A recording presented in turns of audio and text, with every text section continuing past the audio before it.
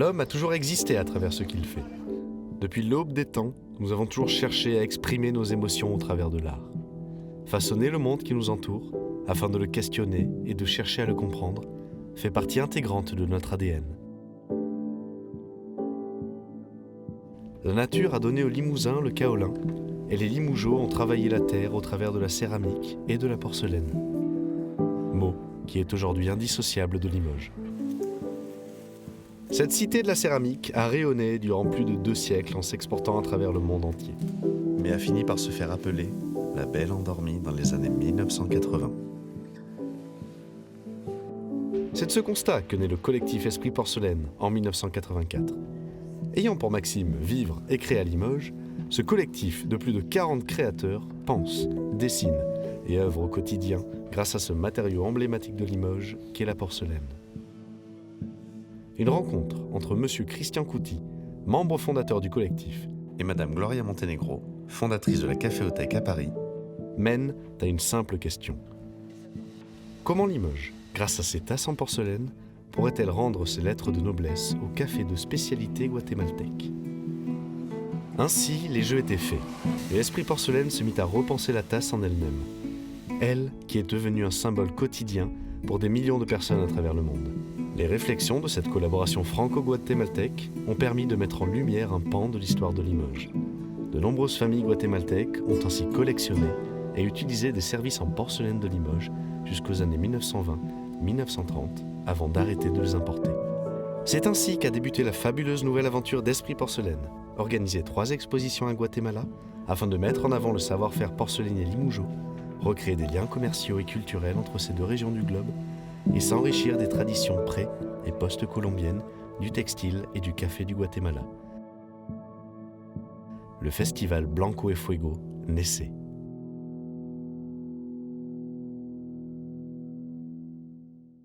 La céramique est un peu comme elle se situait il y a quelques années en France, est considérée un peu comme un art mineur, j'ai l'impression, dans ce pays. C'est-à-dire qu'on ne donne pas d'importance beaucoup à la céramique.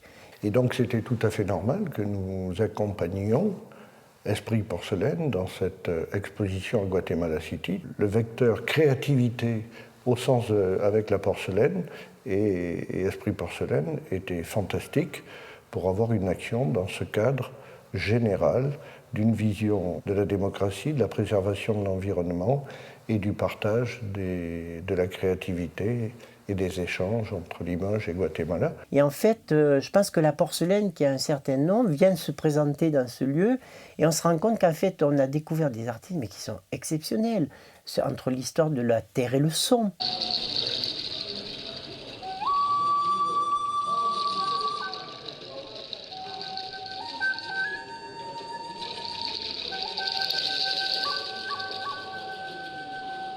Le Guatemala, terre fabuleuse de traditions textiles, caféières et céramiques, fut au cœur de la civilisation maya durant plusieurs millénaires. L'héritage céramique laissé par cette civilisation précolombienne est encore très présent dans ce pays de Centramérique et malgré les quelques 9000 km qui séparent nos 2 pays et une barrière de la langue instaurée par l'histoire, les techniques permettant de façonner la terre restent très similaires.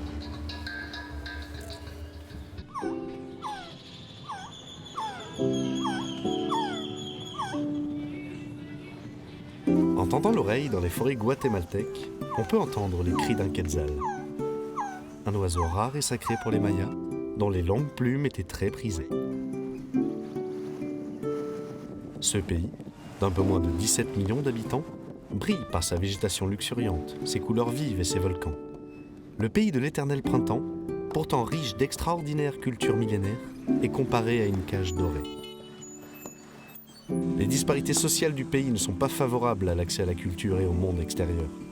L'héritage culturel et les métiers d'art constituent de vrais chevaux de bataille pour les habitants et résonnent comme des cris de contestation.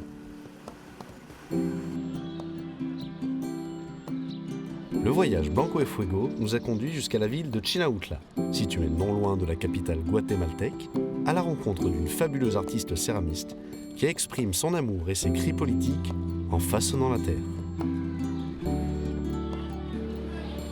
Una cerámica, sino que era una pasión porque a través del barro uno se expresaba de lo que uno siente, lo que uno quiere porque puede expresarse usted a través del barro de diferentes culturas. Y ahorita lo hago porque realmente me abrieron en lo largo de mi camino pude abrir mi mente de que no solo aquí se hacía, sino que en varios departamentos y en varios países. Y eso hace realmente que uno puede trabajar más y además que realmente yo lo trabajo porque realmente veo crecer a mi hijo al mismo tiempo que estoy en la casa y al mismo tiempo puedo ayudar en la economía con mi esposo para vivir cómodamente, vivir y tener lo necesario. Realmente cuando yo era niña me conmovía mucho aprender lo que hacía mi mamá, pero al mismo tiempo tenía una recompensa porque al final ganábamos dinero.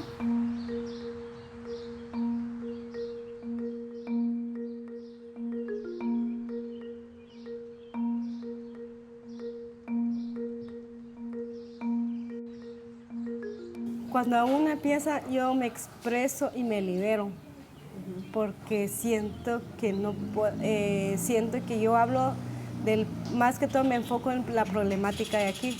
Cuando yo lo hablo siento que nadie me pone atención y entonces siento expresarme en mis piezas.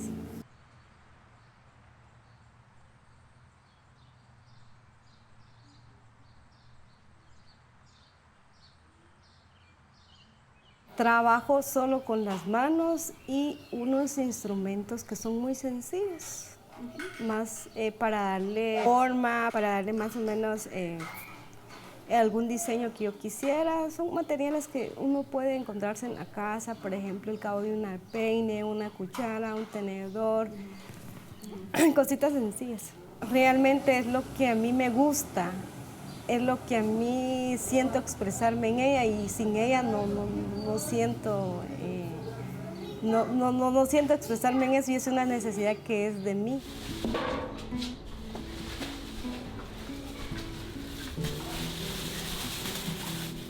Realmente que se dé a conocer la cerámica y que se dé a conocer por medio de la cerámica la problemática de aquí, porque realmente aquí es un pueblo muy bonito, sin embargo, abandonado totalmente. Es lo que me hace de que yo pueda hacer piezas realmente que expresan eso, sin embargo, puedo trabajar de lo que sea, pero realmente es lo que yo quisiera.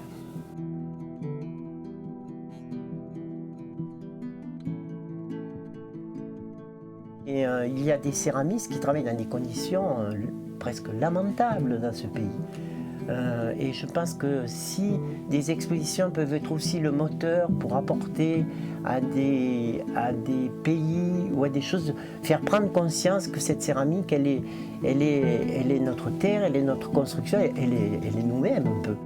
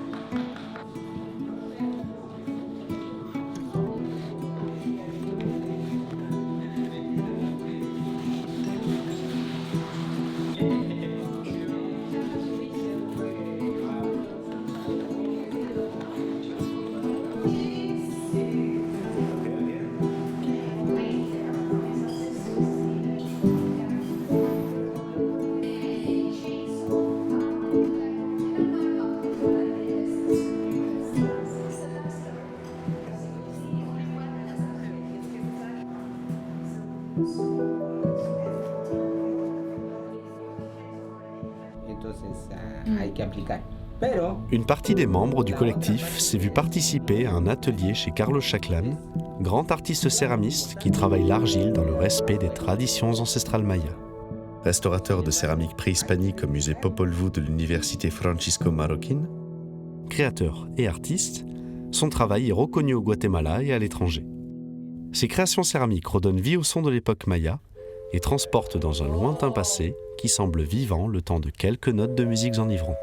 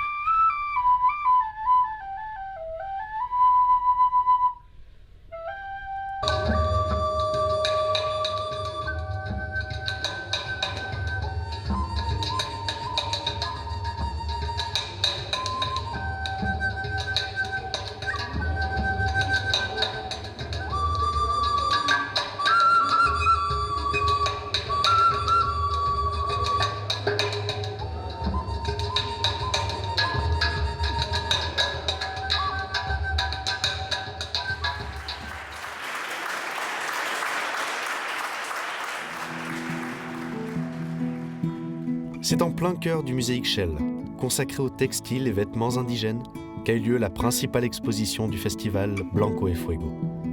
Colonnes, supernova, tapisseries de felletin à billets de porcelaine, lustres, assiettes, tasses à café, vases. Le quotidien se mélangeant à l'abstrait et à l'art décoratif, c'est bien là où réside la force du collectif Esprit Porcelaine. Détourner nos habitudes, se questionner autour de la matière, inventer, réfléchir et chercher. Chercher ce que la terre a à nous apprendre et rendre accessibles les œuvres des artisans porcelainiers grâce à une scénographie rendant hommage à l'architecture précolombienne du Guatemala.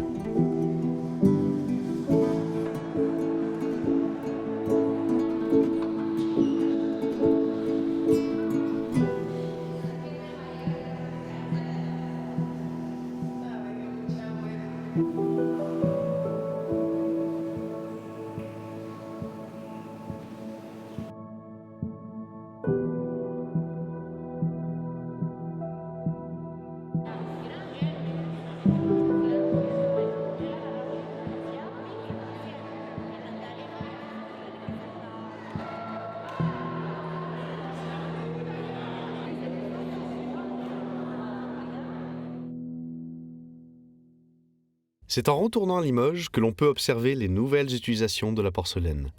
Longtemps réservée aux arts de la table, la porcelaine a dû se renouveler en s'associant à de nouveaux supports, en faisant évoluer ses techniques et en se modernisant.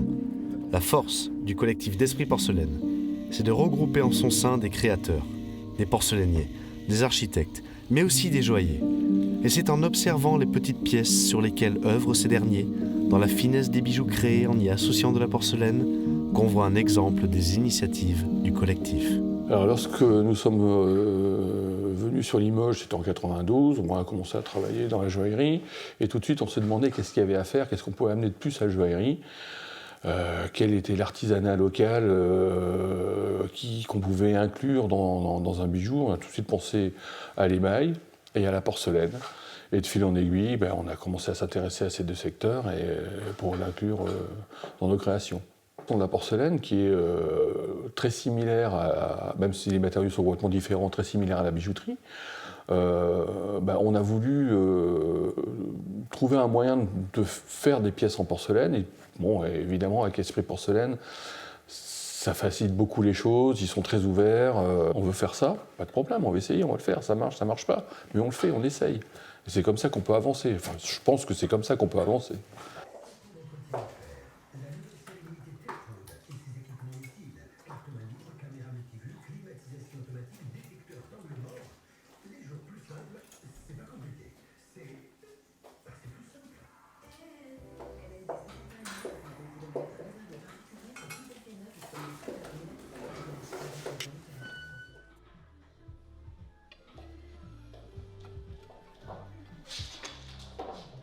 Nous, dans notre métier, on travaille des petites pièces avec un maximum de finition, de détails.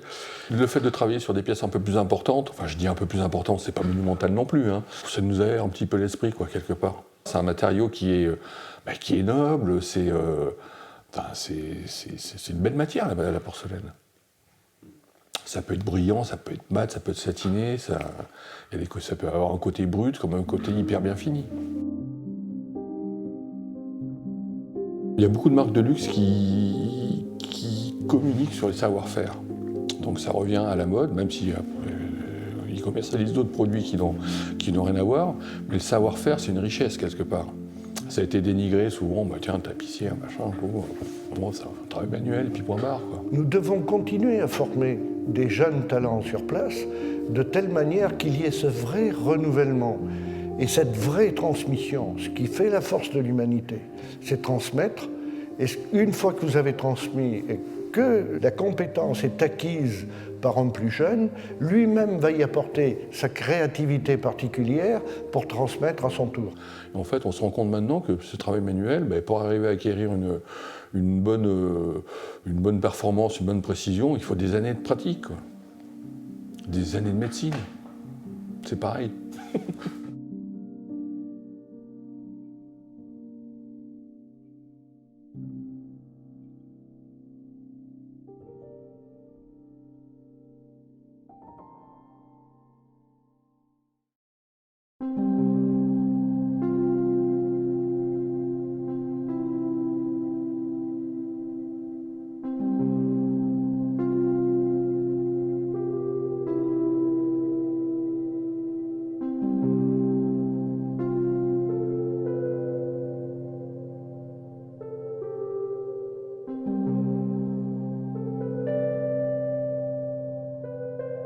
Oser, créer et exposer par-delà les océans, c'est montrer les savoir-faire de notre région et surtout comprendre, apprendre et s'enrichir des cultures que le monde a à nous offrir.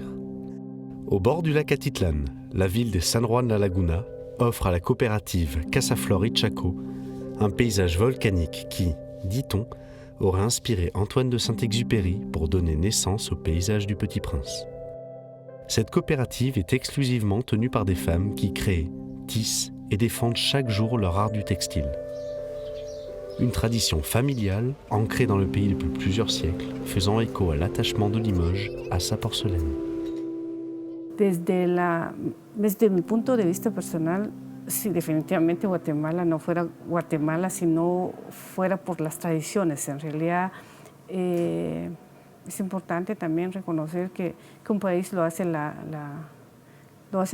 personas que viven en él. Sin embargo, Guatemala es...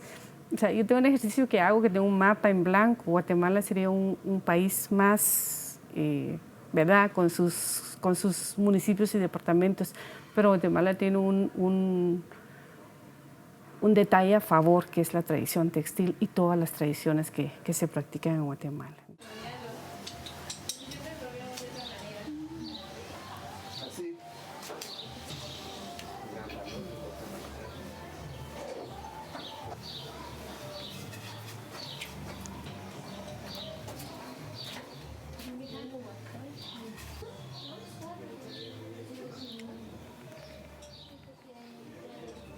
Ahora me siento muy feliz de estar trabajando acá en esta organización, porque es el arte que yo tenía antes, es el arte de tejer. Porque el arte de tejer es un arte para mí que ayudé mucho a mis padres, a mi familia, para ese arte. Porque aquí en San Juan La Laguna antes es una gran pobreza, no había nada, no había dinero, pero no había turista. Pero hace como 10 años, cuando entró el turismo por acá, entonces allí donde nosotros empezamos a negociar bastantemente con nuestro arte de tejer.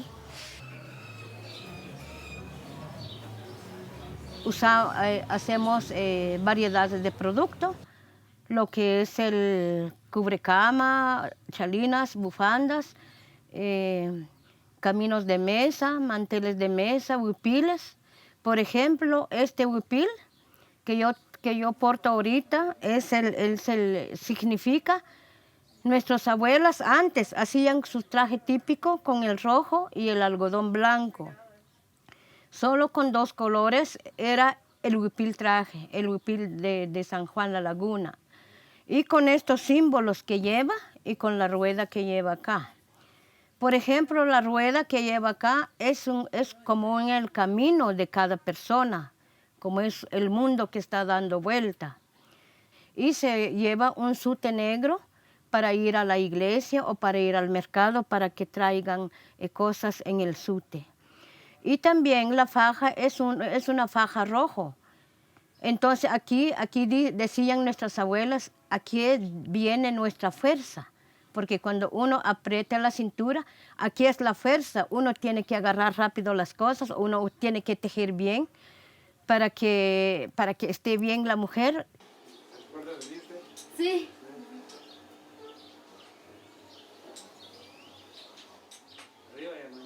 No, arriba ya no hay nada por el momento.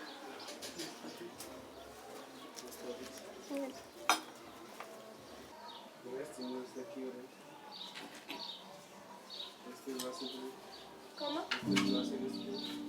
No, eso eran antes, no había demasiado espacio para plantar. Como el pueblo es pequeño, entonces... Para mí o para nosotros, las mujeres que estamos acá en Casaflor Ichaco, es muy importante, porque el químico daña mucho la naturaleza, daña el medio ambiente. En cambio lo que es el algodón orgánico no infecta la piel y tampoco hace daño a nuestra madre tierra, porque nosotros usamos abono orgánico para que no contaminamos ya nuestro medio ambiente. No sé cuántos años tenían nuestros abuelos cuando se murieron, venía ese traje típico, Por eso ahora nosotros en las escuelas como Consejo de Ancianos, yo soy uno de Consejo de Ancianos en la comunidad, es muy importante. Entonces nosotros salimos en las escuelas a decir a los niños, a los maestros, que empezamos a consumir ya nuestro traje típico. Porque hay algunos ya se visten con los que visten las otras personas, pero nosotros no queremos que se pierda nuestra cultura. Porque esta es una presentación indígena. Presentamos la dignidad de la mujer y presentamos que somos indígenas, que sí podemos hacer como hacen las otras personas de alta categoría. Nosotros podemos también, no solo la gente licenciada, no solo la gente de organizaciones, no, sí que nosotros podemos hacer. ¿Por qué? Porque tenemos nuestro talento, tenemos boca para hablar y pensamos lo mismo que ellos piensan. Eso es lo que tenemos que seguir nosotros. Porque si dejamos la historia, la cultura nuestra, entonces sería ya una vida que ya no tiene futuro. Ya casi como los hippies, las otras personas, ya es igual, pero a mí no me gusta, porque los niños ahora ya hablan ya mucho español, que su tujil, entonces su tujil ya casi está perdiendo. Pero yo les digo a los padres, cuando yo platico con la de misma edad, hay que decir a nuestros niños, nietos, de que captan lo que es lo nuestro, que no captan de otras personas, otros lugares, sino que lo nuestro tenemos que seguir, porque es muy bonito.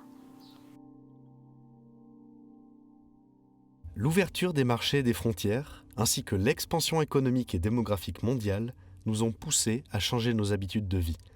L'artisanat, avec l'arrivée de l'industrialisation, s'est métamorphosé et les savoir-faire, héritage de centaines d'années d'essais de perfectionnement, ont dû s'adapter au monde moderne. C'est de cette réalité qu'émerge en 1981 la Nueva Fabrica à Santa Ana, non loin d'Antigua, ancienne capitale du Guatemala colonial.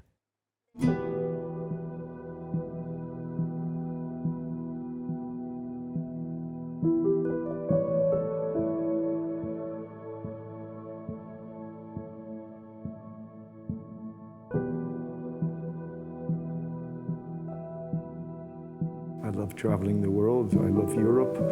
But really, I always come home to Guatemala, and I think Guatemala will be my home for the rest of my life.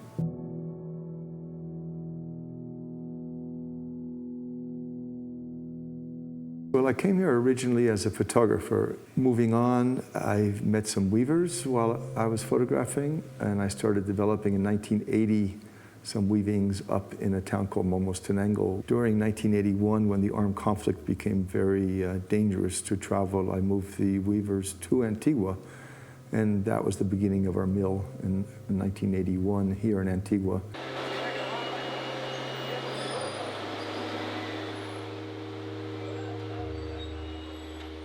Since then, we've grown to a space of 10,000 meters with 175 employees. And what we do is not really weaving traditional Guatemalan weavings, but what we do is use very highly skilled Guatemalan weavers and workers and finishers to create products for the United States and Europe, France, other European countries.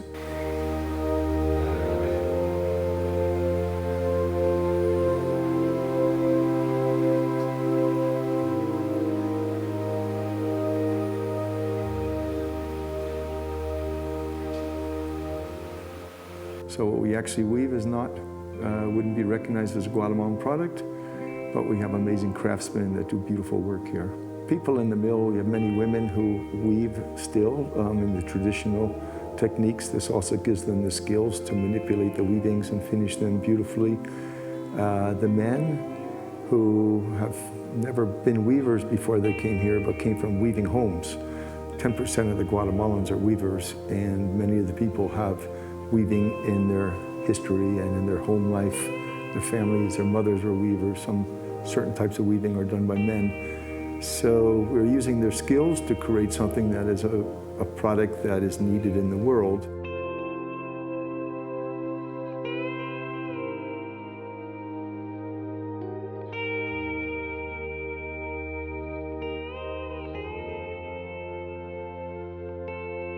Just yesterday, I was working with women who have a co-op where they're still promoting the use of natural dyes and hand-spun materials.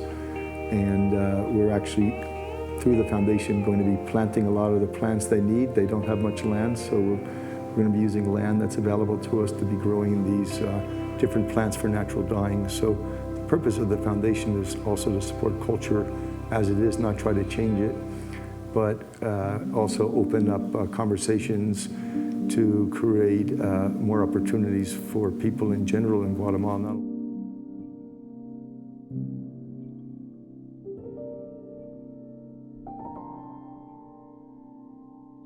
Ce pays, en dehors de la porcelaine, a une richesse en matière de tradition du textile qui sont hyper importantes pour un regard du créateur, pour l'histoire de la couleur. Nous avons ici Aubusson, on a amené des tapisseries d'Aubusson et de Felletin dans ce musée du textile. Et il y a un art du textile exceptionnel aussi dans ce pays. Et c'est très important pour tous les créateurs qui travaillent avec nous d'avoir ce regard, de savoir qu'il y a des choses différentes qui se font.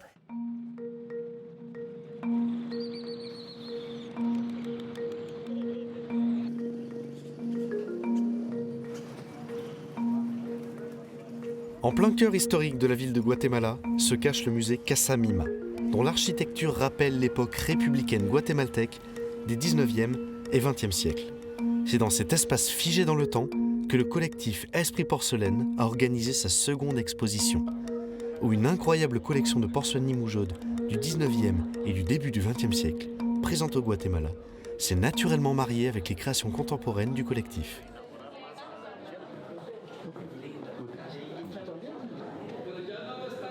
C'est ce qu'on a découvert à Guatemala quand on a découvert au Casa Mima les vaisselles qu'ont amené les gens sur l'histoire de Limoges. Essayons de recréer ces réseaux de diffusion qui ont existé. S'ils ont existé, aujourd'hui il y a de l'argent dans le monde. Et il est anormal que tous ces réseaux aient disparu de distribution. Et aller se questionner, montrer son produit, montrer qu'on existe, c'est réouvrir les réseaux. On se rend vraiment compte que l'art n'est pas vraiment reconnu. Et on se rend compte que la céramique, encore dans le monde, est considérée comme un art mineur. Alors que dans la planète entière, c'est notre repère de civilisation. C'est-à-dire que la céramique, ce sont nos témoignages des civilisations et de tout.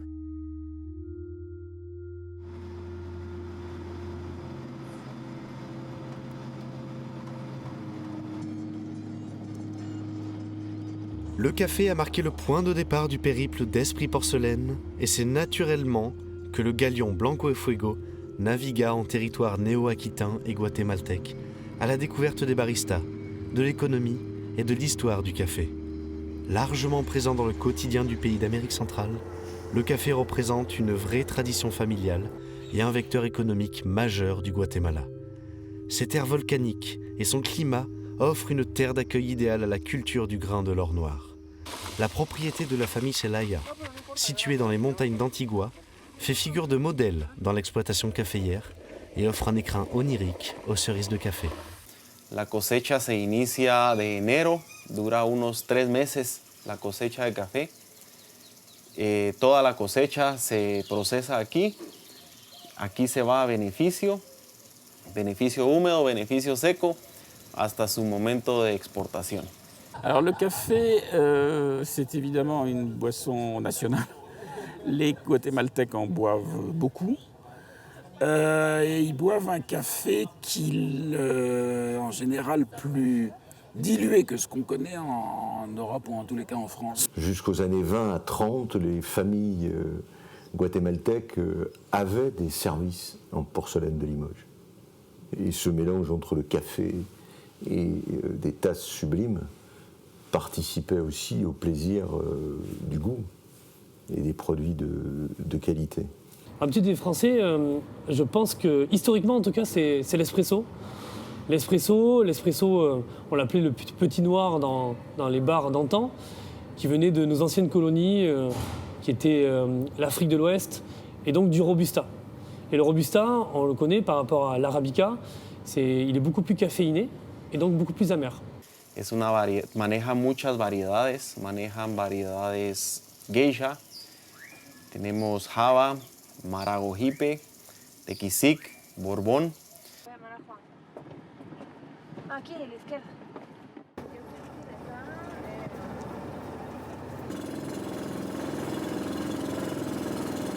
Bon, le café est un élément central dans la construction nationale du Guatemala. C'est vrai, ça a été vraiment ce qui a permis au pays de s'enrichir tout au long du 19e siècle, du début du 20e siècle. Et vous avez des familles de propriétaires terriens qui sont venus d'Europe précisément pour la culture du café. Des productions qui sont essentiellement le fait de grosses propriétés, souvent familiales d'ailleurs. La finca pertenece a María Zelaya, la familia Zelaya. Son productores de café de muchos años atrás. Esta finca, según entiendo yo, son dueños de 1904.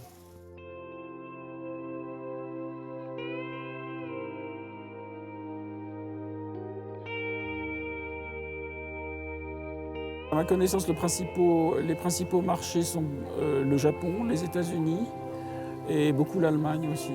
Sí, la exportación beneficia mucho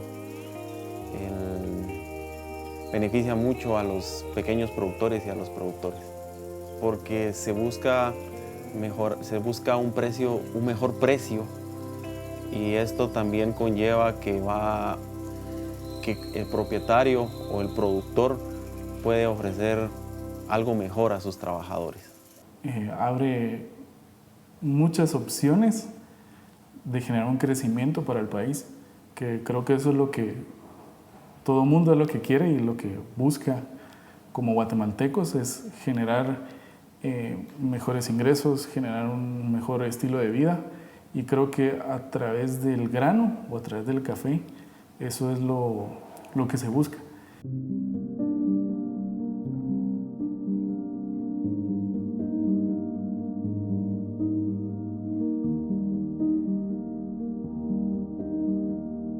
Le Guatemala est très soucieux à l'heure actuelle dans une époque où les cours du café, où d'abord il y a une forte concurrence internationale, une forte concurrence qui a amené à une baisse des cours du café.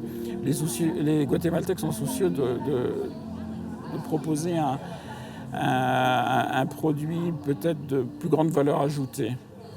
Et donc il y a certaines personnes qui travaillent, qui réfléchissent en tous les cas à l'idée de travailler sur des appellations régionales, contrôlées ou pas contrôlées, mais en tous les cas de travailler sur des spécificités locales. Parce que là on parle de consommation responsable, là on parle de filière courte, là on parle de contact direct avec le producteur.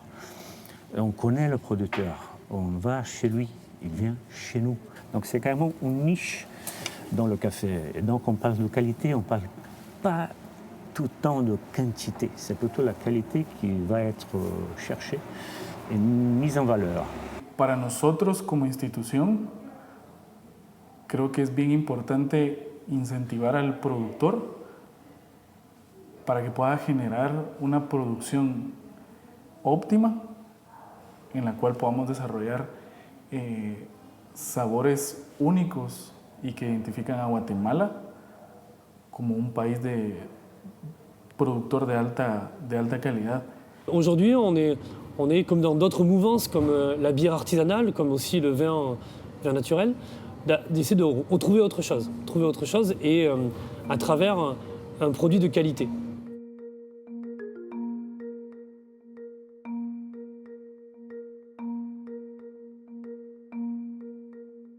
Creo que la gente aquí se despierta con una taza de café y se duerme con una taza de café.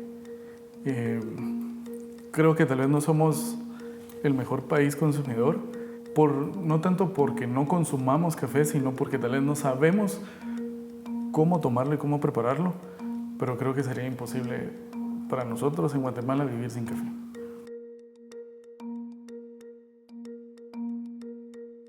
L'aventure Blanco et Fuego, par cette mise en lumière des métiers d'art limousin, a également été le théâtre d'un dîner de gala mélangeant habilement porcelaine de Limoges et tradition culinaire guatémaltèque. Deux univers, séparés par l'Atlantique, murmurant pourtant une liaison bien plus intime. Les réflexions, Les associations techniques, le respect de l'héritage culturel et la modernisation ont été les protagonistes de la pièce qu'a interprétée la chef restauratrice du gala. La maestra de Chef de mon cœur jouait sans le savoir le rôle d'un créateur porcelainier.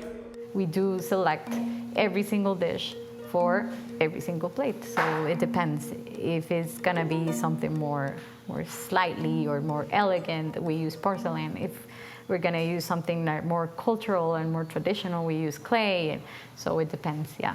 It's gonna be very exciting because for us, the porcelain makers or every single person that makes plates is another artisan. It's another person that it's in the circle of what you have to pay attention to it. So yes, it is very important, and it's very like easy to serve in plates like that. Like it's amazing. Like the plates are already, like they don't need our food in there. Like you can only see the plates, and it's gonna be awesome.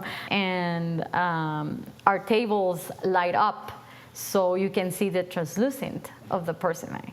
And for me, that's really good because the really good made porcelain, you can see the translucent. It's like a really nice coffee. When you see the bourbon color is really good. It's very clean.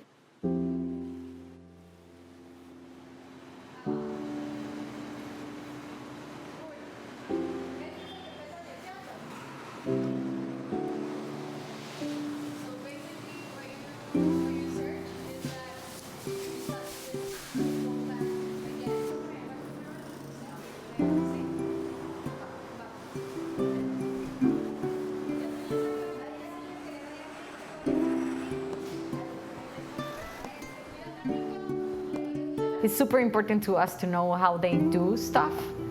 In this kitchen, every single thing that we do is based on the why. Why are you doing this? Every detail that we can absorb from every farmer, every porcelain maker, every clay maker, every artisan is super important to us in the kitchen because we can absorb every single thing that it matters to you. So.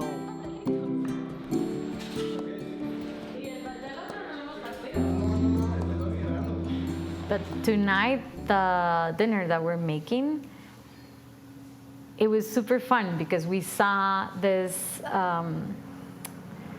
mirror type of food that we're making. Is like we're using French techniques with Mayan techniques. This is our type of cuisine. We don't like to talk about Mayan cuisine here in our kitchen because I think we should have a lot of respect to them.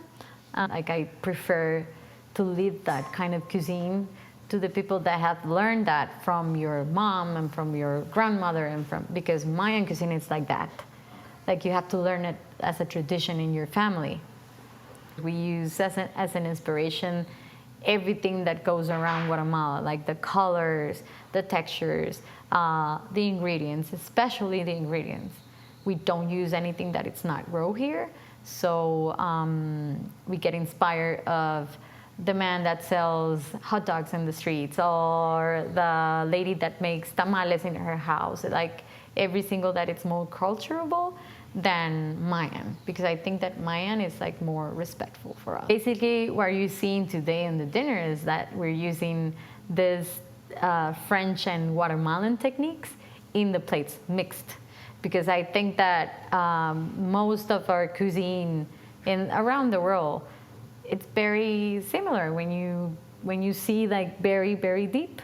So you're gonna see very Guatemalan type of dishes, but when you see in them they're like very French too, it's gonna make sense to you. The names are the one that changes.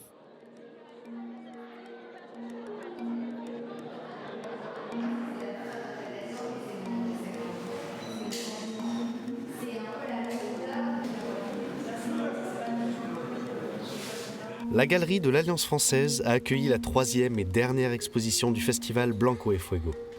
La coopération entre la vitrine, association qui promeut la création contemporaine, et Esprit Porcelaine, tous deux acteurs culturels à Limoges, a fait naître cette dernière exposition sous le nom de « Et plus si affinité ». L'idée de cette coopération était de bousculer les limites de la porcelaine, en présentant au public des objets non pas utilitaires, mais d'art.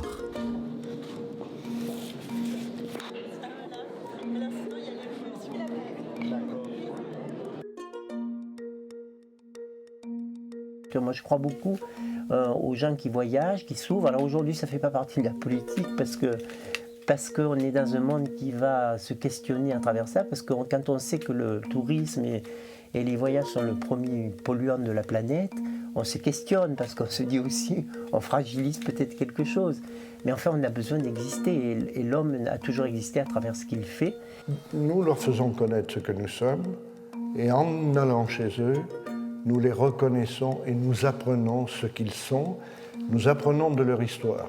Nous sommes là dans des patrimoines historiques qui, par-dessus les océans, vont s'enrichir et montrer à la fois les invariants anthropologiques et toutes les variances qui ont été apportées par le fait d'être dans des territoires différents et d'avoir des histoires parallèles avec l'évolution du temps. Et la porcelaine, pour moi, je pense que c'est un matériau qui est tellement, en fait, inexploité, qui a été exploité dans certains domaines, mais je pense qu'on peut faire tellement de choses avec que j'ai vraiment envie de la voir vivre dans tous ses possibles. C'est une matière qui est très difficile à travailler, très difficile à dompter. Certains ont des termes beaucoup plus crus que moi pour en parler. Mais je pense que c'est un matériau merveilleux, que j'aime beaucoup, parce qu'il a une telle... peut-être que cette complexité, elle nous permet de mieux aussi nous comprendre. C'est-à-dire quand elle nous torture, elle nous permet d'évoluer. Parce que moi, je ne crois pas aux choses faciles. La facilité ne nous apporte rien. La difficulté, l'effort, nous construisent et nous enrichissent. Et je trouve que cette porcelaine, elle n'arrête pas de nous tourmenter. Parce que moi, j'ai la pratique depuis bientôt 45 ans.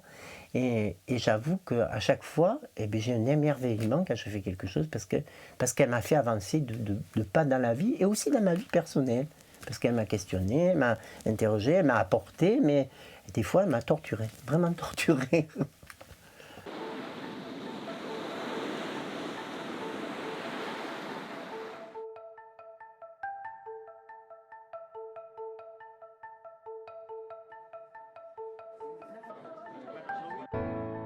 Qu'elle soit portée tous les jours comme les tissus guatémaltèques, portée au doigt comme une alliance en porcelaine limougeaude, ou partagée simplement en famille comme un café du Guatemala, les réalisations des artistes et des artisans fascinent.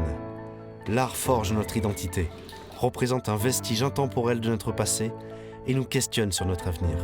Notre patrimoine culturel est riche, inquantifiable et remarquablement fragile. Le monde change, les civilisations mutent, et la conservation de notre patrimoine est plus que jamais d'actualité. Des femmes et des hommes tissent, cultivent, façonnent la terre, dessinent, imaginent, inventent chaque jour à travers le monde et font vivre aujourd'hui notre héritage et l'imaginent pour demain. Le projet Blanco et Fuego a eu pour but d'exposer les savoir-faire limougeaux au Guatemala, d'échanger culturellement et artistiquement, de rouvrir les liens commerciaux qui ont existé entre nos deux pays et d'apprendre de la culture latine. Une poignée d'hommes et de femmes, motivés par l'envie de faire, de montrer et de partager leur savoir-faire, a suffi à être le moteur d'une aventure de plus de 2 ans, regroupant des dizaines de partenaires politiques, économiques, culturels, industriels et humains. Tout a débuté autour d'une tasse de café.